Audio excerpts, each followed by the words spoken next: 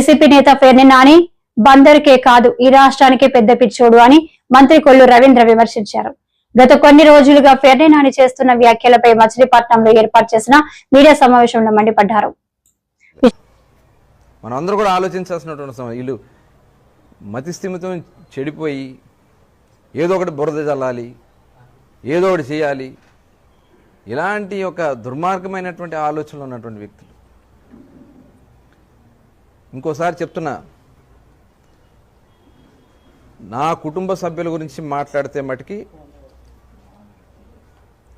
నాలుగు చీరుతాను ఎవరైనా సరే. ఒళ్ళు దగ్గర పెట్టుకుని మాట్లాడు. ఇంటికి వస్తే మర్యాద ఇస్తాం, ఇంటికి వస్తే భోజనం పెడతాం, ఒక కాఫీ ఇస్తాం, అది కూడా తప్పేనా? దానికి పిచ్చి పిచ్చి మాటలు మాట్లాడుతున్నాం. ఒళ్ళు దగ్గర పెట్టుకో. నా కొడుకు అతని ఇంజనీరింగ్ చదువుకుని మచిలీపట్నంలో ఒక ఇండస్ట్రీ పెట్టుకుని 10 మందికి ఎంప్లాయ్మెంట్ కల్పించడానికి తను ప్రయత్నం చేస్తా ఉంటే ఇవాళ వాళ్ళని రాజకీయాల గురించి మాట్లాడతావా? నీకులాగా గంజాయి వ్యాపారం నేను నా కొడుకుని పంపలా, నీకులాగా అచ్చోసిన ఆంబోలాగా రోడ్ల మీద వదిలేలా. పిచ్చి పిచ్చి వాగుడు వాగితే తాట తీస్తాం, గుర్తుపెట్టుకోండి. ప్రతి ఒక్కరికి చెప్తా ఉన్నా, మర్యాద ఇస్తే మర్యాదగా ఉంటాం, మర్యాద తప్పితే ఇవాళ ఆ రోజున నువ్వు చేసినటువంటి దుర్మార్గం వల్ల నీ భార్య పేరు పెడితే నేను ఆ రోజున ముఖ్యమంత్రి గారితో ఇవాళ వచ్చింది కాబట్టి సమయం వచ్చింది కాబట్టి చెప్తా ఉన్నా, ఇదంతా చేసింది ఫెర్ని నాని, అమాయకురాల భార్య. అమ్మాయికి ఏం తెలియదు, మొత్తం దోపిడీ చేసిందంతా ఫెర్ని నాని అని చెప్పి మేము డిస్కస్ చేసుకోవడం జరిగింది. అలా గౌరవిస్తాం, మహిళలంటే గౌరవిస్తాం. మీరు ఇంత నీచానికి దిగుతారా? రాజకీయాల కోసం రోడ్డు మీదకి ఆడవాళ్ళని తీసుకొచ్చే నీచాతి సంస్కృతి. నిజంగా సిగ్గు అనిపిస్తూ ఉంది ఇట్లాంటి మనుషులు మాట్లాడుతున్న మాటలు. ఇవాళ మేము ప్రతిదానికి రూపాయికి అకౌంట్ ఉంది, బ్యాంక్ లోన్లు ఉన్నాయి, రైస్ మిల్ మేము వాళ్ళు కట్టుకుంది కాదు, ప్రతి రూపాయికి లెక్క ఉంది. మేము ఏది చేసినా లోన్ తీసుకునే చేసుకుంటున్నాం. దీనికి అవినీతి అని చెప్పి తప్పుడు మాటలు మాట్లాడితే పద్ధతిగా ఉండదని కూడా హెచ్చరిస్తా ఉన్నా. ఇవాళ చంద్రబాబు నాయుడు గారి గురించి నువ్వు మాట్లాడతావా? ఆయన వయసు గురించి నువ్వు మాట్లాడతావా? సిగ్గు అనిపించట్లా? పారిపోయావు, గోడూరుకి పారిపోయావే ఆ కేసులో, బియ్యం కేసులో. అడ్రస్ లేకుండా పోయారే, తండ్రి కొడుకులు ఇద్దరు మొత్తం ఇల్లంతా సర్దేసుకుని వెళ్ళిపోయారే. ఇది పోటుగాళ్ళలాగా వచ్చినప్పుడు మాట్లాడుతున్నావు. గుడివాళ్ళలో గుద్దుతున్నారని చెప్పి ఇంట్లో పడుకుని నన్ను హౌస్ అరెస్ట్ చేశారని చెప్పి సిగ్గు లేకుండా సిగ్గుమాలినటువంటి మాటలు మాట్లాడుతున్నావే. అసలు బాబు గారి గురించి అసలు మాట్లాడటానికి మీకు అర్హత ఉందా?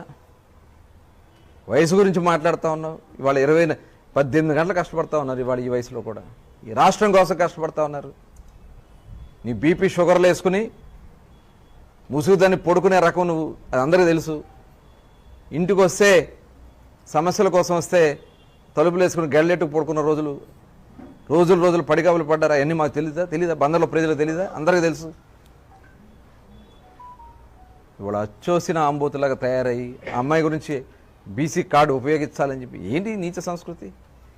మీరు కాదా ఆ అమ్మాయిని దుట్టా రామచంద్రరావు కూతుర్ని పెట్టడానికి మీరు ఆ రోజున జడ్పీ చైర్మన్గా కొడాలి నాని, నువ్వు, జోగి రమేష్ గారు, ఈ నాయకులందరూ జగన్మోహన్ రెడ్డి దగ్గర ఒత్తిడి చేయలేదా?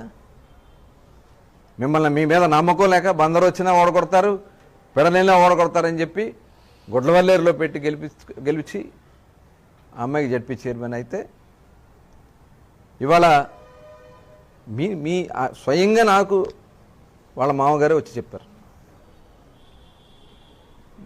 అతను బ్రాందీ షాపులో ఉన్నాడు.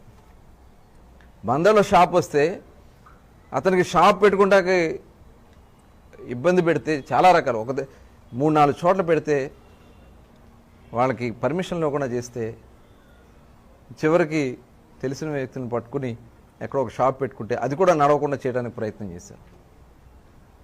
మీరు కాదా దుర్మార్గులు? ఇప్పుడేమో అమ్మాయిని బీసీ గౌడ రాష్ట్రం అంతా చేయండి అని చెప్పి రెచ్చగొట్టే కార్యక్రమాలు చేయటం. నిజంగా ఇది ఇట్లాంటి వ్యక్తులు అసలు రాజకీయాలు కాదు, అసలు మనుగడ సాగించకూడదు. వీళ్ళు పనికిరారు. వీళ్ళు మీరు పనికిరారనే 50,000 ఓట్లతో ఓడగొట్టారు మిమ్మల్ని.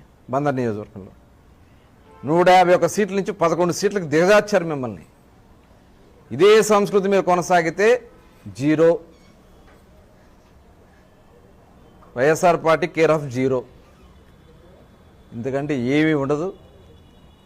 ఇవాళ మేము ప్రజలకు ఇచ్చినటువంటి మనం ప్రశాంత్ రెడ్డి చూసాం పాప, ఆవిడ గురించి కూడా మాట్లాడదు. ఆవిడ నాకు మూటలు ఇస్తుందంట, దానికోసం ఆవిడ మహాతల్లి అయిందని చెప్పి మాట్లాడుతున్నారు. నేను ఆంధ్ర రాష్ట్రంలో పుట్టిన ప్రతి ఆడబిడ్డ నాకు తల్లే. ఆంధ్ర రాష్ట్రంలో పుట్టిన ప్రతి ఆడపిల్ల నాకు చెల్లె. పిచ్చి పిచ్చి వాగుడు ఆడవాళ్ళ విషయంలో మాట్లాడితే తాట తీస్తాం. ఇవాళ ఏదో మేము కాకపోతే ప్రజాస్వామ్యబద్ధంగా మేము ప్రజలకి జవాబుదారులుగా ఉండాలి కాబట్టి మీరు రోడ్ల మీద తిరుగుతున్నారు, అది గుర్తుపెట్టుకోండి. మాకు చేతకాగా కాదు, మేము చావసచ్చి కాదు, కానీ మాకు కొన్ని విలువలు ఉన్నాయి. నువ్వు అక్రమంగా కేసు కట్టినా మౌనంగా ఉన్నా, అక్రమంగా నా మీద ఇంటి మీదకి అనేక సార్లు పోలీసులు పంపించినా మౌనంగా మదనపడ్డాం లోపల. కేవలం నువ్వు చేసినటువంటి కార్యక్రమాల వల్ల మా మావయ్యను పోగొట్టుకున్నాం. కానీ ఏ రోజు నేను మాట్లాడలే. మానసికంగా ఆయన మీరు అక్రమంగా పెడుతున్నటువంటి కేసులకి, నా మీద పెడుతున్నటువంటి కేసులకి కృంగిపోయి ఆయన చనిపోవడం జరిగింది. మేము ఎక్కడ కూడా మీకులాగా నీచాతి నీచంగా మాట్లాడాం. ఆయన పట్టుకుని నువ్వు ఎన్ని మాట్లాడినావో నాకు తెలుసు. కష్టపడి ఆయన కూడా చిన్నప్పటి నుంచి కష్టపడి మాతో పాటు మేము అందరం కలిసి కష్టపడి పైకి వచ్చిన వాళ్ళం. ఆకలి బాధలు తెలిసిన వాళ్ళం. అర్ధరాత్రి నిద్ర లేకుండా పనిచేయించి వ్యవస్థలు నడిపిన వాళ్ళం. నువ్వు మా గురించి మాట్లాడతావా? ఇవాళ మీరు దోచుకుని ఎంతెంత దోచుకున్నా, ఎస్కులు నువ్వు దోచుకోలేదా, పామర్లో దోచుకోలేదా, ఇవన్నీ తెలీదా? కొడాలని మీరంతా కలిసి ఏ రంగం దోచుకున్నారో మాకు తెలీదా? రాష్ట్ర ప్రజలకు తెలీదా?